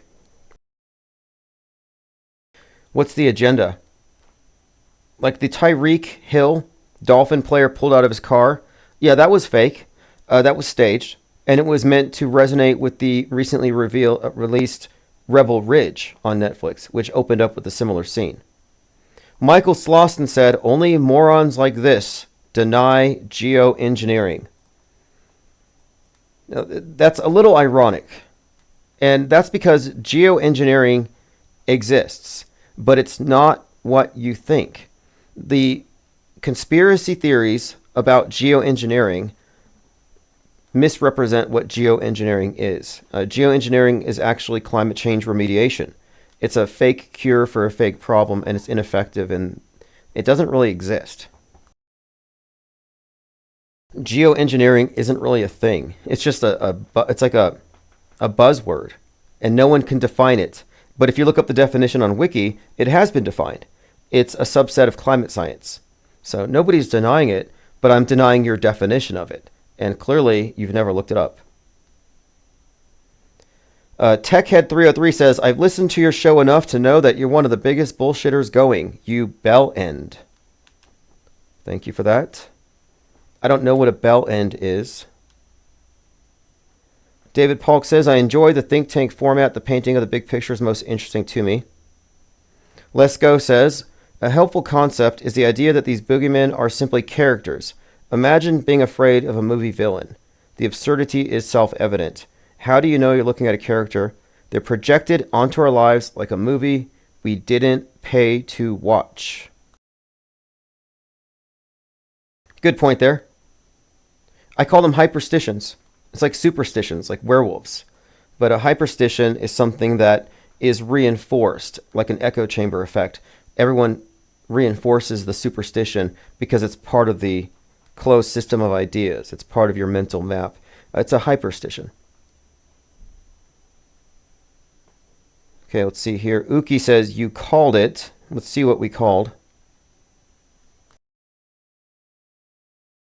North Carolina man arrested amid FEMA security threats related to Helen relief efforts. Remnants of Hurricane Helene devastated western North Carolina, and FEMA's efforts to help survivors continues to be the center of misinformation spreading all over social media. The agency says it was forced to pause aid in several areas over the weekend over reported threats toward responders. Ashe County Sheriff says some FEMA operations were paused in the county. So all this anti-FEMA stuff originates on X, and it's all by design, and they're framing conspiracy theorists en masse. That's exactly what they're doing.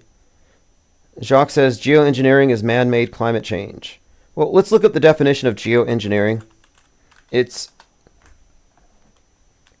an umbrella term for carbon dioxide removal or solar radiation modification when applied at a planetary scale.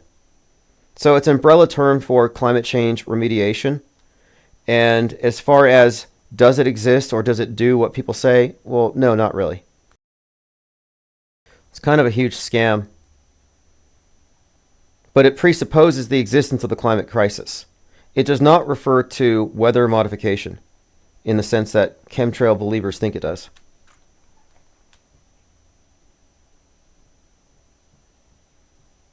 Plain Dakota says, did you see the black guy who was surrounded by like 5 white guys walking through a neighborhood? Yeah, it didn't look good, did it? But he was being passive-aggressive and trolly. I thought he was some kind of live streamer making money. Ted Stryker says, Q Shaman could not be locked up because his cellmates would complain about his roadkill odor. Yeah, the guy dressed up in the animal skins never spent a day in jail. He went off to some kind of, like, shill boot camp. He became very mediagenic. He came out this like new age professor, like David Icke Light, and he was always into that. The Q Shaman was always talking about how we're moving into the 5th dimension, and we're gonna have free money. The Great Awakening's coming. Adrenochrome, all that stuff. And he's the one who had the sign Q sent me, and yet he served 27 months, and he never bothered to say, hey, who is this Q person? Like, he never... You think if anybody would want to know who Q is, it would be the shaman.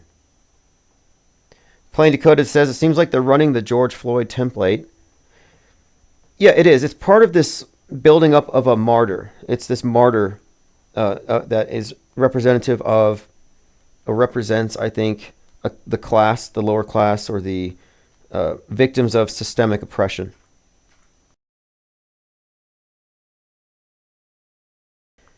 Okay, let's move on.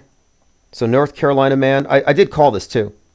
I said the new threat is going to be disease X, and it's going to manifest as anger and rage caught on X by the right-wingers, who then become violent in the real world.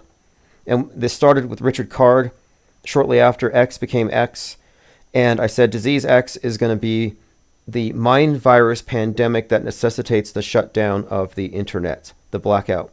They don't have to break anything. They don't have to bomb anything.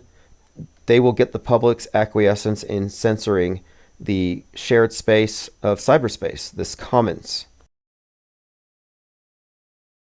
And there was a recent article about how Musk is not being allowed to spread his rockets further throughout California. He wanted to expand his operations, and they're rejecting it. SpaceX is suing California regulators now because of their anti-Musk bias in rocket rejection. So these California officials have cited his politics in rejecting SpaceX launches. And note the correlation here, because I've been pointing out that Elon Musk is a fall guy for free speech. He's being blamed with flooding our shared commons of cyberspace with mind junk. Similarly, he is filling low Earth orbit with space junk. And these things correlate. They're trying to get the public to see in broad terms, like this is like a story, a big narrative, that one person with too much power can negatively impact the collective, and so they must be stopped.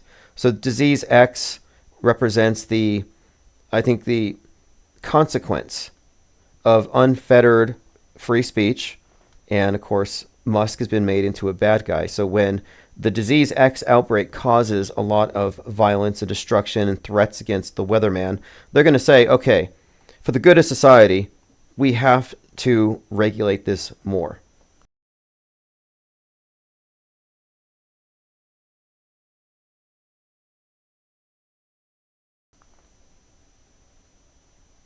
Ted Stryker says Musk's rocket footage was amazingly silly. Yeah, well, the rocket is primarily, I mean, it's a symbol. It's the obelisk. It's the symbol of state power. It's an ancient symbol. The burning obelisk. And space is the new heaven. But the sky, if you look at the symbolism here from a esoteric perspective, the earth god has been represented forever by the obelisk. The goddess is the night sky. You see Isis with the robe of stars. And so the idea is that the union of the god and goddess, the sky and the earth, and their union results in the birth of the sun each day. It's just personification. But outer space is the new heaven in the sense, and so the obelisk, the rocket flying into the heavens, it's just allegory. That's all it is. They're not going to send you to Mars. That's never going to happen, if Mars is even a landable place. But rather, Mars is the ideal they want you to accept. Like, this is the way we need to live here on Earth. This is the ideal. It's idealism. And it's older than the space program. If you look at the book Red Star, it came out in Russia in like 1909. It was about Russian scientists going to Mars and building the perfect communist society. And then earthbound scientists decide, hey, this is how we need to... Well, they go out and they check it out and they say, this is the way we need to live here on Earth. They've perfected it. The perfect system. It's idealism. It's utopianism. Martian utopianism. That's the future. In fact, Jeff Bezos gave this away at a speech he was giving in 2017 where he said that we cannot continue to live this way because of the climate. We will have to enter a civilization of stasis, and if you want freedom and liberty, you have to go to outer space.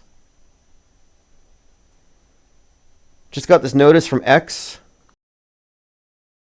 Block is changing soon. If your posts are set to public, accounts that you have blocked will be able to view them. They just won't be able to engage. So I tweeted at George News, haha, because very soon I will be able to read his crappy tweets. George News is the person responsible for this JFK Jr. mania. And it's all a big ruse. It really is. I have so many examples of this, but we're going to stick to the agenda here. We have a few more minutes. I wanted to stop before 10. I was thinking maybe we could jump into Discord right after this for about another hour and record episode 3 of the IPS Deep Think Tank. So if you didn't get a chance to call in tonight, you have something to say, you want to add on to what we talked about tonight, now would be a good time. So after this. And if you missed the last one, I'll put a link in the chat. This is the IPS Deep Think Tank episode 2, and that was on the 12th. So my intention is to record these about twice per week, and these are recorded in the Discord server. Isabel says, tomorrow's full moon, 33 days until Pluto leaves Capricorn for the last time in our lives. Ready to see the whole system crumble in the next month.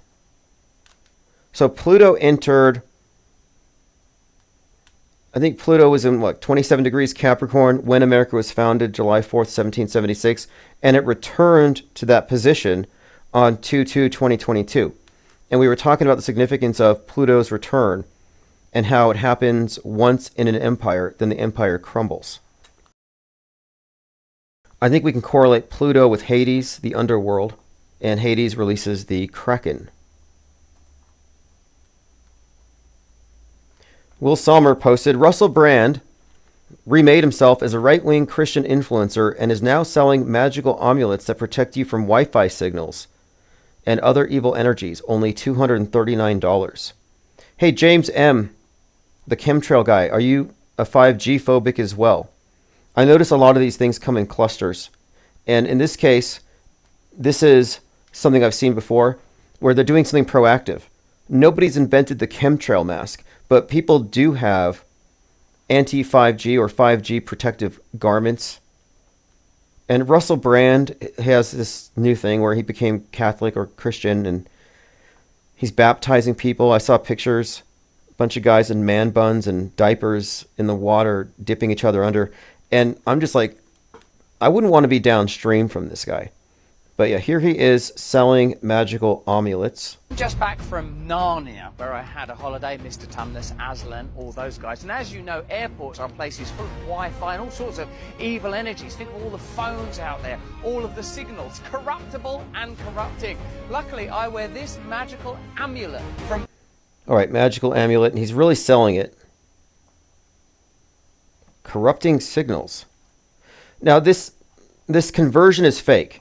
Same with Nick Fuentes, Candace Owen, anybody on the right that suddenly converted to Christian or Catholic, MTG, they're all chanting Christ is King.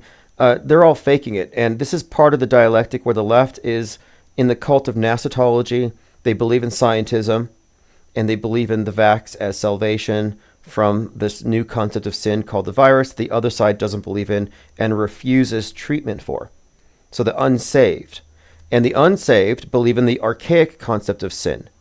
They believe in the traditional views. So the MAGA represents the traditional, the utopian view of the past, whereas the progressive is the utopian future. And everybody on the right, everybody Q adjacent, they all adopt this idea or this belief system in which they're leaning towards the traditional paradigm. So they're converting because it's part of the program. It's about the moral panic, and the moral panic unifies them against the other side and binds them together. That's why they want to quarantine, get out of the cities, the whole thing, shutting off Hollywood. The idea on the right here is the moral panic is a unifier. The other side, it's the pandemic. The pandemic is actually intrinsic to this worldview. It's what gives the priesthood total power down to the level of the individual. They have a compelling state interest now in knowing what's in your blood. And they're going deeper and deeper. Post 9/11, it's, what's in your pants? They got a scanner. What's beneath your clothes? 2020, now it's what's in your blood. What's coming next will be what's in your mind, what's on your browser history. It's going to go into mind viruses. And in order for us to accept the mind virus and the thought crime, they had to teach us. They had to train us and condition us to accept or to understand the pandemic model, the quarantine model, the saved versus unsaved dialectic. So in my opinion, they used 2020 to prepare us for the future of mind virus quarantine and sanitation. That it was all along, the intent there was to program us to accept this paradigm. And, I would describe, for example, because we're talking about religions, and each side is really religious. One side is scientism, nasotology, the other side's traditional. But like Scientology is a good example of a religious paradigm built upon quarantine, where you have the saved who have cleared their minds of mind viruses, which they call engrams, and then you have the unsaved, who are all suppressive and carriers of mind virus. And they call these mind viruses engrams, and you have to go to the church to purify. Those who don't purify are part of the problem. And as you become part of the group, you're taught that if you go to those who haven't been saved, you can catch it, and you can bring engrams to everybody else. So it becomes a form of quarantine. It's a religious paradigm based on quarantine and locking down, or essentially quarantining or saving the world, even if that means, of course, everybody has to go through the process. Everybody. Plain Dakota says, I stopped EMF paranoia when I stopped smoking cabbage in 2019. I never made that connection. Because, there's another facet. We talk about the PSY war, psychological warfare. and drugs are a part of it. And there's been a huge change here in the last few years where the culture seems to have shifted, where every other gas station is converted to a dispensary. It's just recreational weed. Everybody's smoking.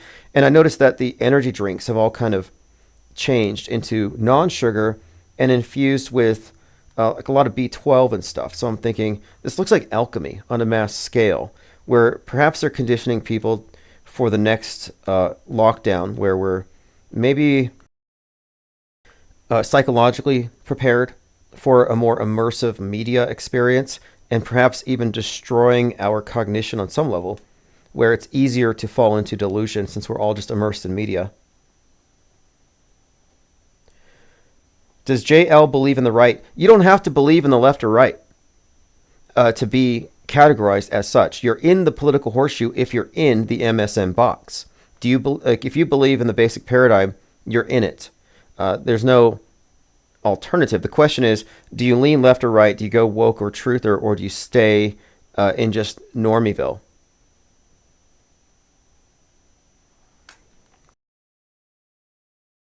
And if you're religious leaning and you're anti-media, you're therefore on the right. If you believe in chemtrails, you're on the right. If you're anti-vax, pro-gun, closed border, if you think aliens are demons, you're on the right.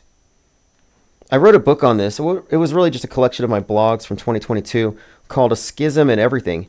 And I'm going to bring that book out and go through some of this because it's worth really looking at and recognizing this perfect division. Needles versus guns, the dialectic, how the gun, active, male, associated with toxic masculinity on the right, and the left is pro-vax, and the needle, by contrast, is a passive symbol. It takes passivity to receive it. And the left is associated with, of course, feminism. So the feminism and toxic masculinity, needles versus guns, or then you have this other dialectic where the left is like, they want to take your guns, and the right's like, they're going to take our guns. And the right is trying to regulate women and their bodies. So it's like wombs and guns. So if you connect these things, the male-female divide, feminism, and toxic masculinity gun culture, they're going to take our guns. Yeah, that's a direct attack at your sense of security. It's designed to make you insecure. Like on a psychological level here, I think they're playing deep mind games here. Remember, Sigmund Freud, Edward Bernays are both relatives of the first CEO and co-founder of Netflix. So we're looking at perception management, but also a deep understanding of our subconscious and what motivates us and what terrifies us. So I think these are primal fears. The gun is an obvious male symbol, and the womb grab, the attempt to regulate the womb, these are deeply personal and upsetting threats to people. I think these are meant to be. So they're never going to grab your guns. They're never going to force vax anybody. But these are always going to be fears that people have.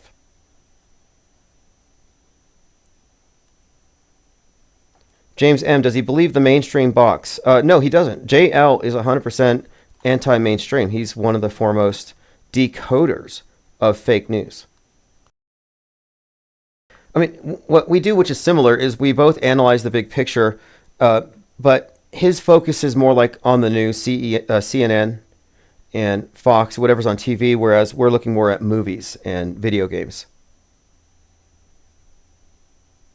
All right, James M. says you need Christ. Okay, well, look, you're not supposed to lie in your religion, so stop pushing chemtrails, and then maybe we can talk about that.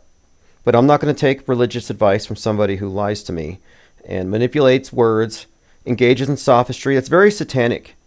If you really think about lying, manipulation, sleight of mind, logical fallacies, and sophistry, by very definition, that's like some forked-tongued behavior, not very Christ-like. Okay, so we're going to head out and go into the Discord server. If you want a link, I'll push it below. I'm going to spam a link, so just click the link if you want to join us in Discord. We're going to record for about an hour the IPS Deep Think Tank episode number 3. This is Fepe Akbar featuring Lean Dion by Allergic to Bullshit.